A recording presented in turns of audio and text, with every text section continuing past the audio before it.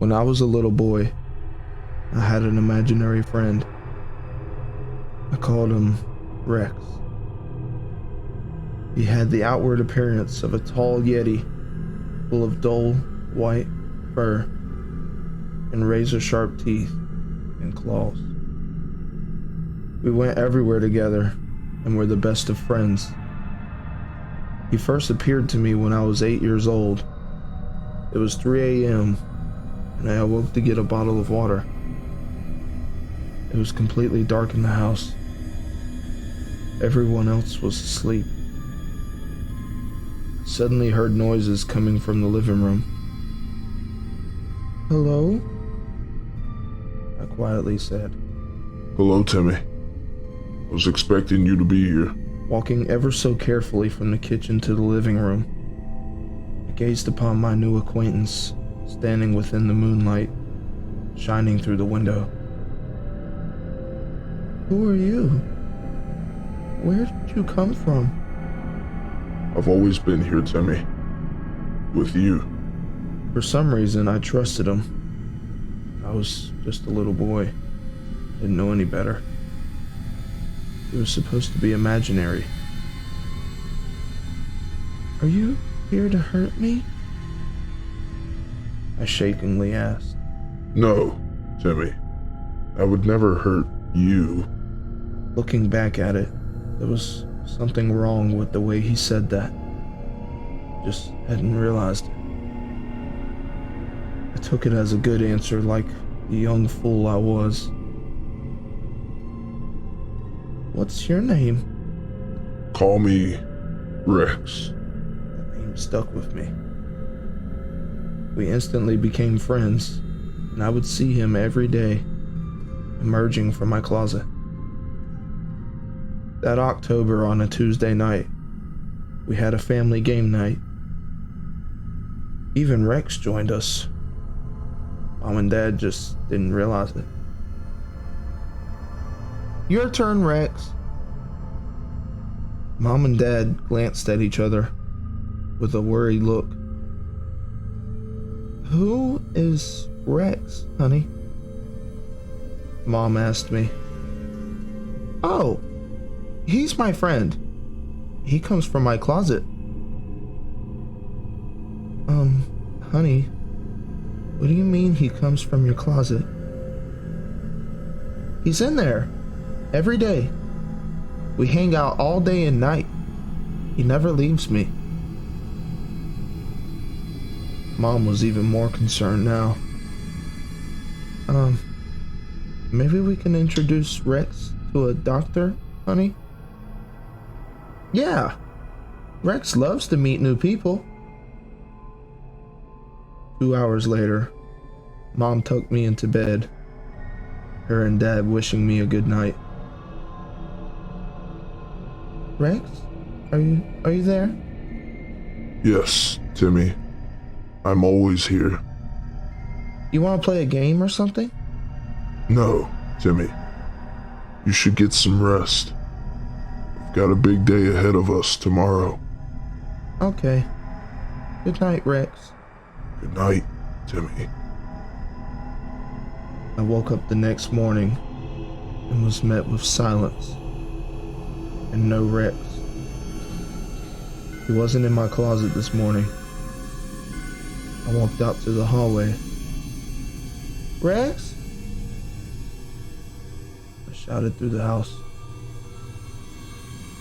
Turning towards my parents' room door, I noticed something startling. There was something red pooling outside the room on the floor. Their door was torn to shreds, barely even standing in the frame. Deep cuts in the shape of claws were all over the door and wall. To my horror, peering into their room, I saw Mom and Dad laying on the bed, covered in their own blood. Their throats were seemingly ripped out, and their bodies covered in claw marks and deep gashes. Their faces were completely mauled I was completely inconsolable when Uncle Rob came to get me that day. I wouldn't see Rex for another 20 years. At the age of 28, I moved here to this apartment. I couldn't afford much, but I was able to swing by with a one-bedroom apartment. I went to work and came home every day to play video games. This was my routine. Most days, I'd think back to the night my parents were murdered. How Rex disappeared that same night. I didn't want to humor the notion that he had something to do with it. He was imaginary. He couldn't have hurt them, right? Our crime rate here wasn't usually high, but lately, people have been found dead in their homes. The cops said if they didn't know any better, they'd think these people were mauled, like some kind of animal broke into their homes and was tearing them apart for no apparent reason. However, there wasn't any bite marks on any of the victims. I would think if an animal was in these people's homes looking for a meal, it wouldn't hesitate to feast on their prey. Deep gashes were found all over the home, in the walls, and on the door frames. I couldn't place my finger on it. These murders bothered me. I couldn't help but to feel unsafe. I felt as if I would be next. The following few weeks after the murders started, I became paranoid, looking out my window at night, as if the murderer would just be standing out there in the street, waiting for me to fall asleep. I began to have nightmares, seeing these victims being torn to shreds by some unseen force, just out of view. I'd always wake up in a heavy sweat. Weeks went by, and my paranoia only worsened. I now left all of the lights on at night, not daring to look outside. All of the curtains stayed closed, day and night. I could barely function. I was afraid to sleep. I was constantly haunted by visions of those people being torn apart. The nightmares wouldn't stop. I called my Uncle Rob to come stay with me. Perhaps I could finally get some sleep. He watched over me while I fell asleep and wouldn't leave till the next morning. This went on for a while as the murder cases became closer and closer to where I live. Nightmares would come to me in my sleep every night now.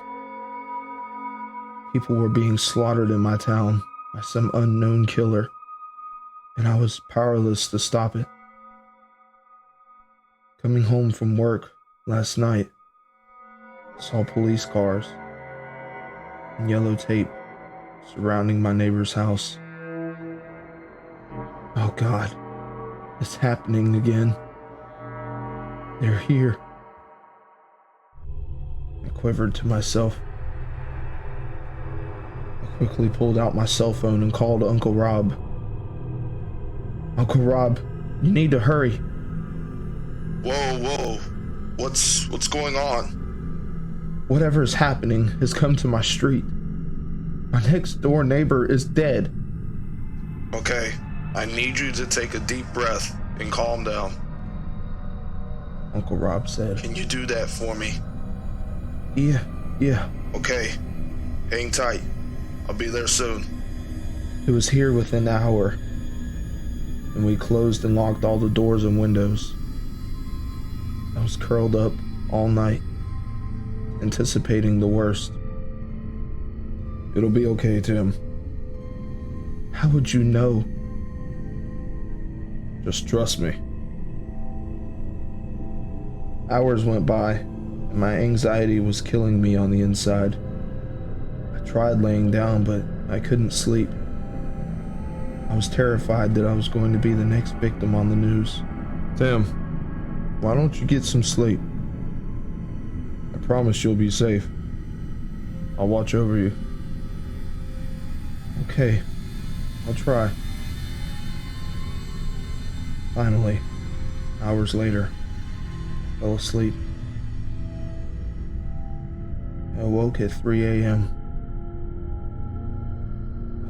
Uncle Rob? I looked to my left and screamed in terror when I saw Uncle Rob dead in the chair beside me. He was full of gashes and claw marks, and his blood spilled all over the floor. The last thing I heard was my closet door slowly creaking open.